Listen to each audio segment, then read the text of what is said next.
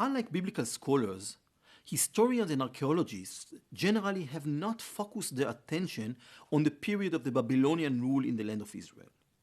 In summary works, they tend to deal with the Babylonian period in brief, either as the concluding chapter of the Iron Age, the First Temple period, or as the opening chapter to the Persian period, which is the Second Temple period. Many archaeologists perceive these 65 years as the period when there was a gap in the material culture in the land of Israel in general, and in Judah in particular. This claim is partly true. The sharp drop in the level of economic activity and the quality of the imperial government in the land of Israel during the Babylonian period seems to be a fact, which can be understood as the consequence of two fundamental changes in the nature of the imperial rule administered by Assyria and Babylon.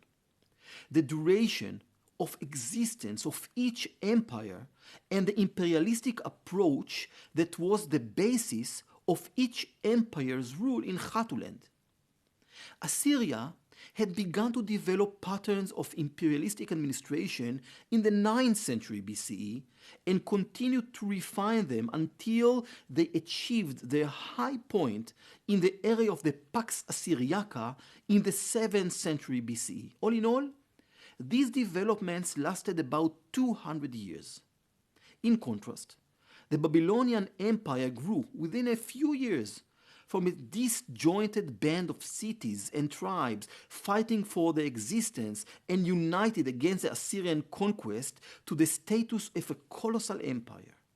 This empire lasted for a total of approximately 70 years, from the great victory over Egypt and Assyria in 609 BCE until the fall of Babylon at the hands of the Achaemenids in 539 BCE. A more significant difference between Assyria and Babylon was in the imperialistic approach that shaped the patterns of government and establishment of the empire in the lands they each controlled. Massive destruction and two-way deportation of populations characterized the Assyrian conquest of the region in the second half of the 8th century BCE and the establishment of its rule there. The goal of the Assyrians was to assimilate the nations under their control, to discard the national and administrative frameworks that had existed there for centuries, to crush the national and religious spirit, and to create a population uniform in its characteristics with an Assyrian orientation. In the first half of the 7th century BCE, the Assyrian kings, as rulers of the world, used their imperial, military, and economic interests, along with the same imperialistic approach, to put great effort into the rehabilitation of the provinces and protectorate kingdoms, the building of a well-ordered governing and military system, and the establishment of an extensive network of trade. The Babylonians, by comparison, conquered vast territories whose inhabitants had just lost their national and cultural identity, and only in the periphery there remained kingdoms with distinctive national characteristics. These kingdoms were relatively small, with well-defined political and religious centers where the elite resided. Consequently, the Babylonians were able to establish their rule over those centers, or alternately to destroy them, and to deport only the elite of that nation. In doing so, they left in place large sectors of the population, particularly the rural sector, without making any effort to rehabilitate the economy and the administration. No evidence has been found of the imperial Babylonian construction projects throughout the empire, or even the building of a network of border fortresses and way stations. This may be explained by the short time that had elapsed from the time Babylon had become an empire. However, it is more reasonable to assume that, in contrast to the Assyrian kings, Nebuchadnezzar and Nebuchadnezzar didn't consider themselves rulers of the world and didn't develop any imperialistic ideology similar to that of the Assyrian kings. The consequence was that they didn't invest great resources in establishing their rule in the areas they conquered. They didn't formulate an imperialistic system of government and administration. And they were content with periodic campaigns designed to guarantee stability of rule and the orderly payment of taxes.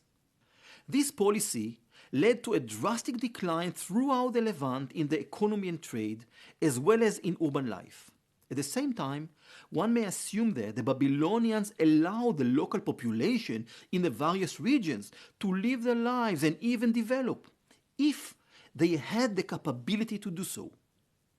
It's not hard to understand the sharp drop in the level of economic activity and the quality of the government in the land of Israel after the Babylonian conquest. However, it is doubtful that there was at any time a sharp encompassing decline in the material culture throughout the country. The premise regarding the demographic and material culture gap that existed throughout the 6th century BCE is too sweeping a generalization.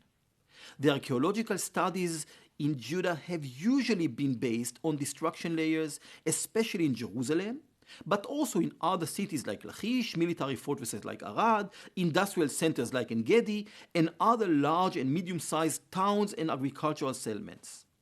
The results of these excavations and surveys have usually been interpreted as clearly affirming that Judah was almost entirely destroyed and that its population disappeared from most of the kingdom's territory. The fact that no administrative documents of any kind have been uncovered from the days of the Babylonian rule, coupled with the sparsity accounts of international trade, was interpreted as evidence of wretched existence by a limited population that remained in the land of Israel during that time. A direct line can be drawn from Albright's 1949 statement, I'm quoting, "There is not a single known case where a town of Judah was continuously occupied throughout the exilic period," end of quote, to the 1991 assessment of Jameson Drake of, and I'm quoting, "complete societal collapse," end of quote, and to the title of Ephraim Stern's 2004 paper, quoting, "The Babylonian Gap, the Archaeological Reality," end of quoting. Archaeologists have claimed that, and I'm quoting, "this view is based upon purely archaeological considerations and is not motivated by hidden ideological considerations," end of quote. And usually, they use these archaeological facts as a base for historical reconstruction of the Babylonian Gap and the empty land during the 6th century BCE until the time of the return from the exile at the beginning of the Persian period. Are these, however, purely archaeological considerations? Can archaeology really differentiate between the material culture from the end of the First Temple period and the material culture that was used by the people who remained in Judah in the years afterwards, especially at sites that were not destroyed by the Babylonians? It seems to me that this archaeological fact of a total destruction at the beginning of the 6th century BCE is merely an outcome of historical preconceptions about this period based on a traditional interpretation of the biblical description. Professor Bustanai Oded from the University of Haifa was right to claim that scholars supporting the myth of the empty land as a byproduct of the thesis about mythical ancient Israel have common presumptions, especially regarding the reliability of the biblical description concerning the destruction and deportation, which is part of a late myth invented as a political claim. He's right in his attempt to demonstrate how much the thesis on the creation of the myth is unacceptable and not well founded on archaeological ground and even not on biblical grounds. However, it seems to me that just as in the case of the different emphases in the second book of Kings, chapter 25, verses 12 and 22, the school of scholars supporting the Babylonian gap and reconstructing a real empty land in Judah during the exilic period are going in the same direction of studying the archaeological finds and interpreting the text with common presumptions. These scholars are focusing on the general impressions from the statements made by the exiles and returnees in order to base their right on the land, not using the more delicate research on the different voices embedded in the biblical descriptions and the different and contradicted biblical descriptions of this period. The fundamental problem with archaeological reconstruction of the empty land is that until now there has been no archaeological way to differentiate between the material culture of the early or middle 6th century BCE in Judah and the material culture of the last generations before the destruction. In many respects, since archaeologists have not expected to find the material culture from the 6th century BCE, this material culture was never discovered, was not located, and was not identified. Indeed,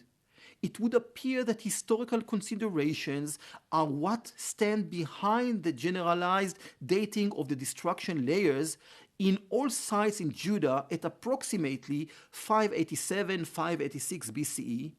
and these considerations have caused a lack of appropriate attention to the possibility that part of the population continued to exist in Judah even after the destruction of Jerusalem. Even in the analysis of the finds from the survey in the land of Benjamin, where there is a general consensus among scholars that during the 6th century BCE, many settlements continued to exist. The pottery dated to the late First Temple period was considered as representing only the period before 586 BCE, and the decline in settlement was considered as, and I'm quoting, undoubtedly related to the destruction of Judah in the early 6th century BCE, end of quote. Paradoxically, these archaeological assertions have provided material for historical studies, which are based on dating the strata of destruction to create a historical profile of the Babylonian destruction throughout the land of Israel. Furthermore, no archaeologist could or have even tried to demonstrate from the archaeological perspective any kind of mass return at the beginning of the Persian period, as described in the introductory section in the book of Ezra and Nehemiah. The mass return had to be well attested in any case of mass deportation and empty land, as indicated in Ezra chapter 1-6, according to which some 50,000 immigrants returned to Judah at the very beginning of the Persian period with the support of the imperial authorities. The current indication for the continuity in material culture, economy, and administration, not only from the late Iron Age to the exilic period, but also to the Persian period, as presented in this part of the course, force us to see the 6th century BCE as a period when, despite the destructions and deportations, despite the gap in the history of Jerusalem and the temple, despite the move of the social and religious center of gravity from Judah to Babylon, Judahite life continued in Judah, and in many aspects continued in a way very similar to what we know about Judah before the 586 BCE destruction. It seems to me that while studying the Babylonian period, a very detailed and careful examination of different regions is essential from the methodological point of view. By studying archaeological material in this way, even the most enthusiastic supporters of the empty land and the Babylonian gap theses could not assume that Judah was a truly vacant area. Putting aside unacceptable theories that deny the destruction of Jerusalem and its consequences, what then is the essential difference between scholars who belong to this empty land and Babylonian gap school and the way I have presented the situation in Judah under Babylonian rule in this part of the course? I believe that, like the two voices that can be found in the biblical description of this period, on the one hand, agreeing that Judah was not entirely voided of its population, but on the other, at odds about where the true Judah actually was, so too the problem with the interpretation of the archaeological finds is the question of focus and scope. Is the cup half full or half empty? Scholars concur that the Babylonians caused major destruction in Judah, deported part of the population, turned the vassal kingdom into a province, and moved its capital from Jerusalem to Mitzpah. The problem is the scope of the destruction caused by the Babylonians, the scope of the deportation and the scope of the population that was left behind. I hope that the middle path I've suggested here, backed up with additional archaeological data discovered in recent years, especially in my site, Ramat Rachel, and with some further studies that shed new light on the history, administration, economy, and material culture of Judah in the 6th century BCE, will open the way for further refined observations both in biblical and archaeological research, and will give this important period in the history of Judah and its land the place it rightly deserves.